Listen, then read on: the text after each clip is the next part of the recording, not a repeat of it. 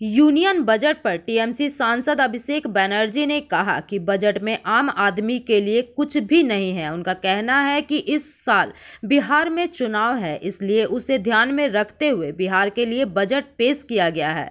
बिहार को सब कुछ दिया गया। जुलाई 2024 में जब बजट पेश किया गया था तब आंध्र प्रदेश और बिहार के लिए सब कुछ किया गया था। पिछले 10 सालों से बीजेपी सत्ता में है और बंगाल को कुछ नहीं मिला। यह काफी दुखदपूर्ण और दुर्भाग्यपूर्ण घटना है। उन्होंने बताया कि जब बंगाल से 18 भाजपा सांसद चुने गए तब भी बंगाल को कुछ नहीं मिला और आज भी बंगाल से भाजपा के 12 सांसद हैं, लेकिन बंगाल को कुछ नहीं मिला।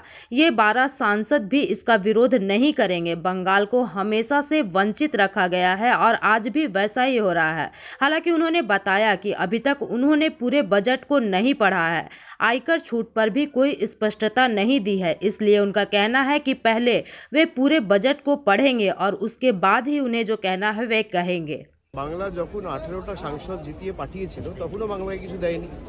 আজও বিজেপির 12টা সাংসদ রয়েছে, বাংলাকে কিচ্ছু দেওয়া হয়নি এবং এই যে 12 জন সাংসদ রয়েছে কেউ কোনোদিন প্রতিবাদও করবে না। বাংলা দীর্ঘ দিন ধরে বঞ্চিত, আজও বঞ্চিত, বাংলার জন্য কিচ্ছু নেই। 2025 সালে এই বছর নভেম্বর মাসে যেহেতু বিহারে নির্বাচন আছে, বিহারের জন্যই সব কিছু করা হয়েছে। এটা তো নির্বাচনকে মাথায় রেখে করে, সাধারণ গরিব মানুষের জন্য তো কিছু করে না। মিডল ক্লাস আমাকে পুরোটা পড়তে হবে।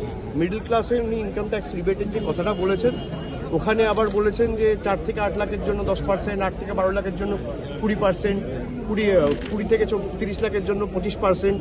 একটা অস্পষ্ট জায়গা রয়েছে, আমাকে পড়তে হবে, তারপর আমার যা বলার আমি বলবো। Bureau report PVTV news.